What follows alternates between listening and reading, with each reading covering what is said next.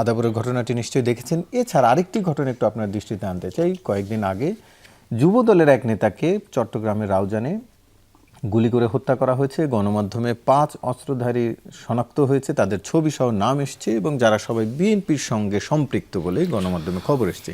কিন্তু পুলিশ এখন পর্যন্ত তাদের কাউকে খুঁজে পাচ্ছে না। ঘটনাটি আরও 3-4 দিন হয়ে গেল, এরই মধ্যে 4-5 দিন হয়ে গেছে। কিন্তু আবার আমরা দেখলাম কুমিল্লায় শিবির নেতা জিসানের জিডির কয়েক ঘন্টার মধ্যে পুলিশ খুব অ্যাক্টিভলি তাকে খুঁজে পেয়েছেন এক জায়গায়। মানে এক এক জায়গায় এক এক রকম। তো 7 ঘন্টার মধ্যে পুলিশ কি এক এক জায়গায় তাদের সক্ষমতার তারতম্য নাকি বলতে পারবো না, সেটা পুলিশ স্থানকাল পাত্রভেদে হতে পারে। কিন্তু আপনি নিশ্চিত থাকেন যে অপরাধী। বিএনপি কোনো অপরাধীকে প্রশ্রয় দেয় না, ওন করে না।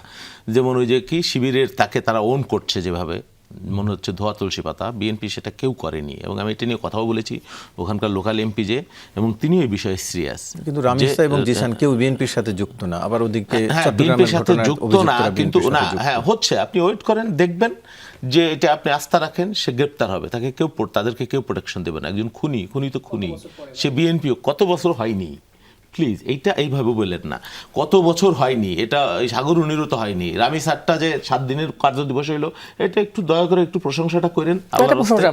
না করেন, আপনারা তো বিরোধিতা শুধু করেন কি, কোনো পরিবর্তন হয় নাই, একই জায়গায় আছে যে কথাটা বলা হচ্ছে।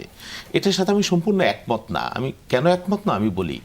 আমি তো এই পর্যন্ত দেখিনি এই 3.5 মাসে 4 মাসে একটা ক্রস ফায়ারের ঘটনা ঘটেছে বাংলাদেশে, একটা মানবতা বিরোধী অপরাধ ঘটেছে পুলিশকে দিয়ে, হতে পারে বিচ্ছিন্ন দুই একটা, কিন্তু অ্যাজ এ হোল হয়েছে। একজন মানুষ গুম হয়েছে, গুমের নাটক সাজাইছিল আমার ভাইরা, ওই একজন শিবিরের রেপিস্ট, তাকে দিয়ে তথ্য উদ্ঘাটিত হয়ে গেছে জাতির সামনে, যেটি নিয়ে তারা হাই হোসেন করে, হ্যাঁ, এবং তাকে ডিফেন্ড করে, প্রোটেকশন দেয়। তো হয়নি তো এইসব ঘটনা।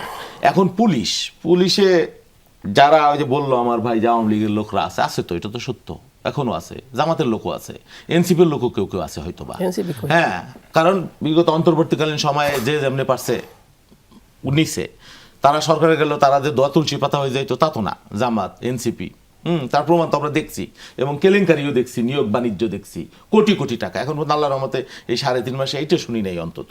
হইতে পারে দলের লোক, এটা অসত্য না। আর পুলিশের যে ব্যাপার, সামাজিক অপরাধ কবে হয়নি বাংলাদেশে, কোথায় হয় না, কম আর বেশি আপনি পরিসংখ্যান খুঁজে দেখেন যে আগের চাইতে কত বেড়েছে নাকি কমেছে, কতটুকু বেড়েছে।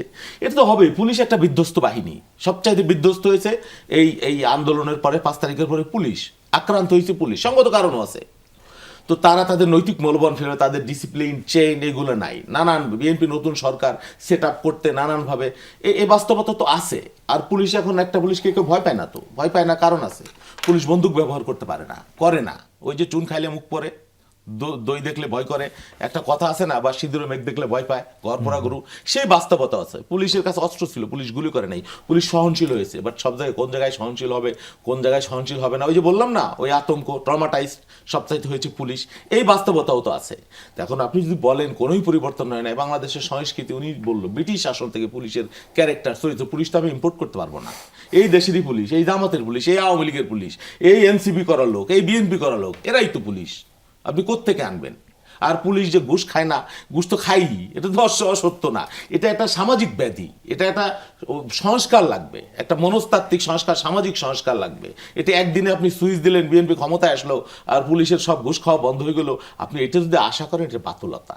হ্যাঁ, তবে এই যে অপরাধী, তাদেরকে রাষ্ট্র প্রশ্রয় দেয় কিনা, এটা একটা গুরুত্বপূর্ণ ব্যাপার।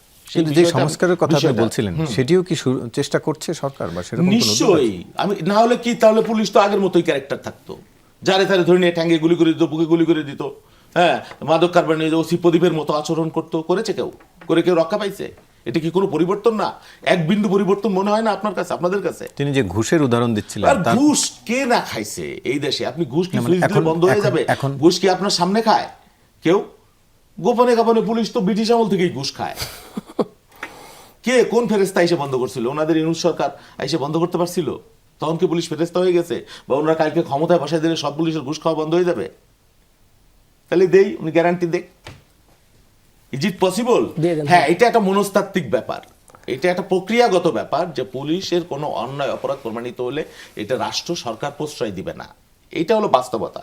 এখন আপনি বলতে পারবেন, হ্যাঁ, যে পরিবর্তন হয় না, মুখস্থ কথা বলে দিলেন, আগে যা ছিল তার সাথে ডেটোরেট করছে, কই এখন কি হাজার রাউন্ড গুলি, টিয়ার গ্যাস কোথাও আপনি শুনেছেন?